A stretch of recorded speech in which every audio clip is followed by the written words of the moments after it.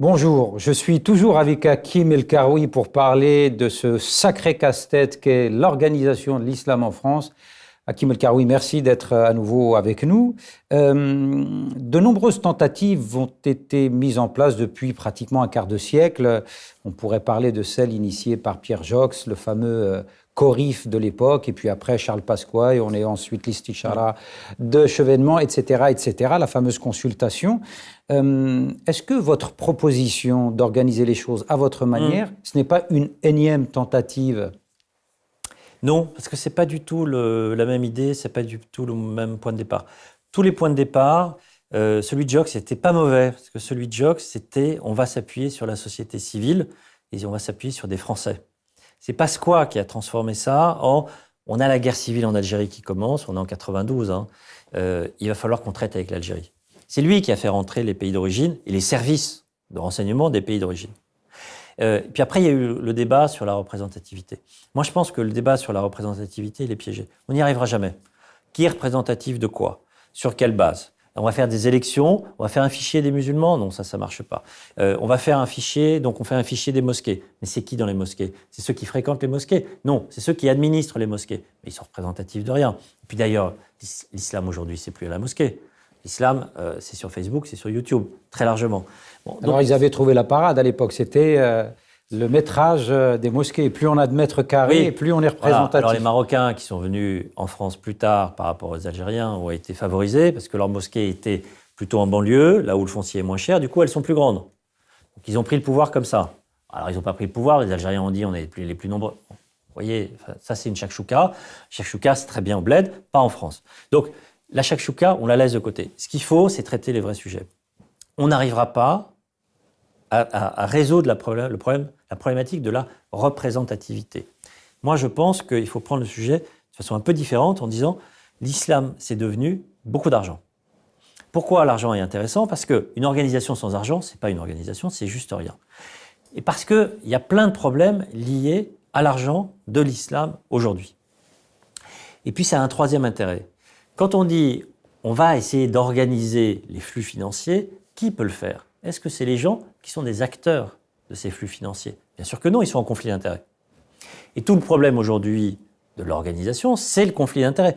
Le budget du CFCM, l'organisation représentative, vous savez de combien il est? 30 000 euros.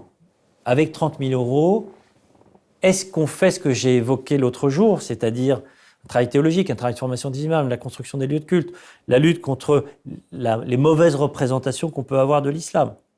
Bien sûr que non, on ne fait rien avec 30 000 euros. Le denier du culte catholique, c'est 700 millions. Mais moi, je pense que le denier du culte musulman, la zakat, c'est entre 200 et 300 millions. Le budget du pèlerinage, c'est 250, 300 millions. Le chiffre d'affaires, parce que là, c'est un business. Le halal, on dit que c'est 5-6 milliards, peut-être 7, avec 80% liés à la viande. Tout ça, il y a plein d'argent.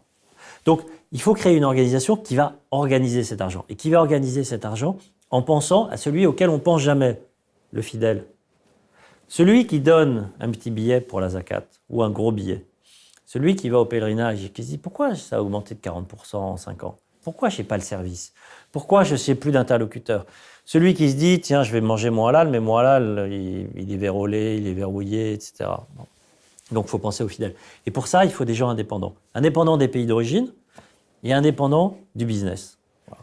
Et ça, la question, ce n'est pas la représentativité, c'est la régulation du marché. Ce régulateur, il va ponctionner un tout petit peu d'argent et ensuite, il va le réinvestir. Il ne va pas dire « Moi, je sais ce que je vais faire ». Là, il va consulter. Dans un cas, pour ponctionner, il doit le faire de façon tout petit comité, avec des gens neutres et indépendants, comme on le fait dans d'autres secteurs, pour réinvestir, pour faire le travail théologique, construction des mosquées, formation des imams. Ce n'est pas lui qui va faire. Il va dire, on a besoin de ça. Venez avec votre projet. Et puis on regarde, on ouvre, on discute, on débat. Mais à partir du moment où on a de l'argent, on sera capable de faire.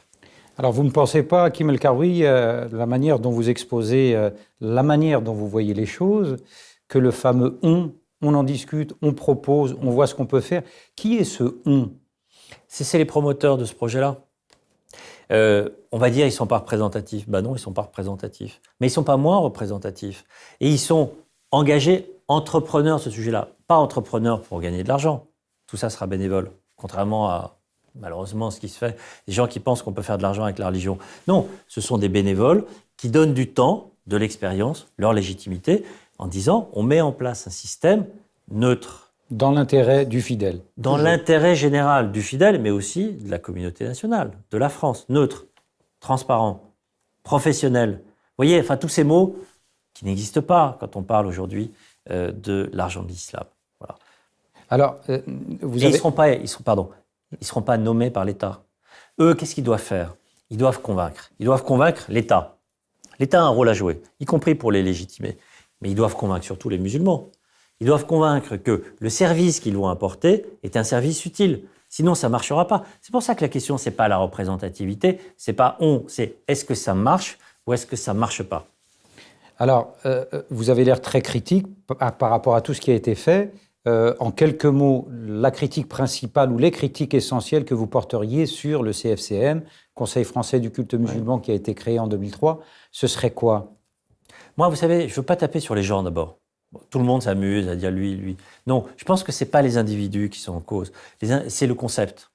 On ne peut pas faire une organisation représentative qui est perclue de conflits d'intérêts.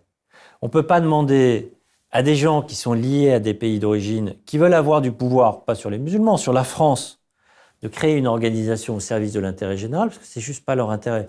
On ne peut pas leur demander de créer une association de financement quand ils sont eux-mêmes partie prenante du business. Donc, le concept est mauvais. Ce n'est pas les gens. Les gens, ils font ce qu'ils peuvent.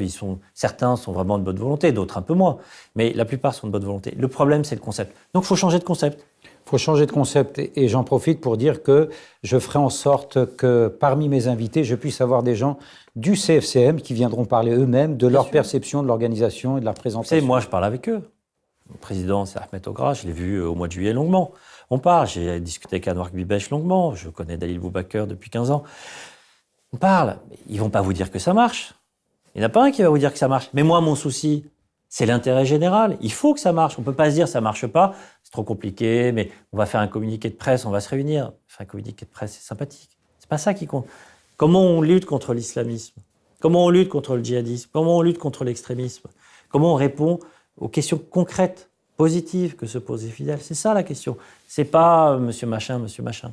Et pourtant, monsieur machin, il y en a parmi eux que l'on pourrait qualifier comme étant des islamistes. Je pense notamment à l'initiative de Marwan Mohamed qui a lancé une fameuse consultation et qui se lance visiblement dans une démarche similaire à la vôtre. Vous en pensez quoi? Vous pourriez pas vous retrouver et puis bosser ensemble?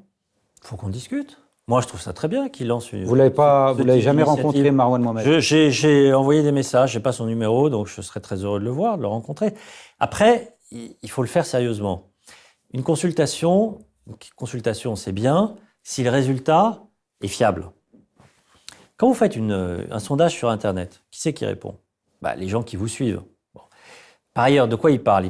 Il dit c'est une consultation sur l'organisation, mais il ne parle que de la représentation. Est-ce que le CFCM c'est bien, c'est pas bien?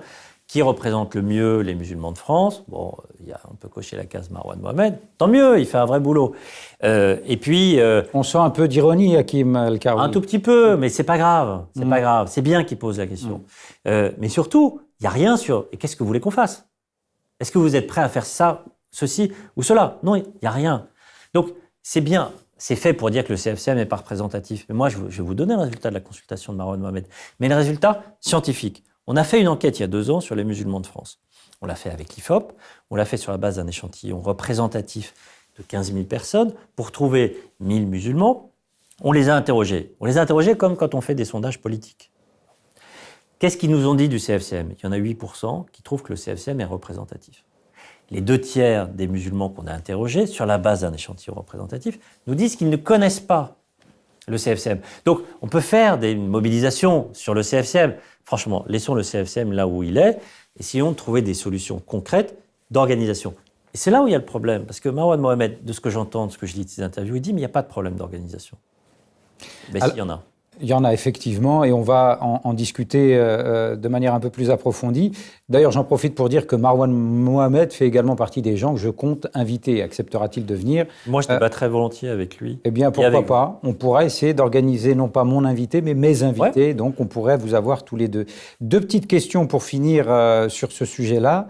Le rôle et la place des pays d'origine pour l'avenir, selon vous, et le rôle et la place des mouvements islamistes? Alors, les pays d'origine. Moi, je ne suis pas dans la caricature. Je ne crois pas, pour une raison pragmatique, qu'on puisse dire demain matin, on coupe les liens avec les pays d'origine. Les liens, c'est quoi? C'est de l'argent et c'est des imams. Demain matin, il y a 300 imams qui viennent de 150 de Turquie, 30 du Maroc, 120 d'Algérie. 30 du Maroc, mais plutôt dans les grandes mosquées. Les Algériens, ils sont plutôt dans les plus petites mosquées, à part la mosquée de Paris.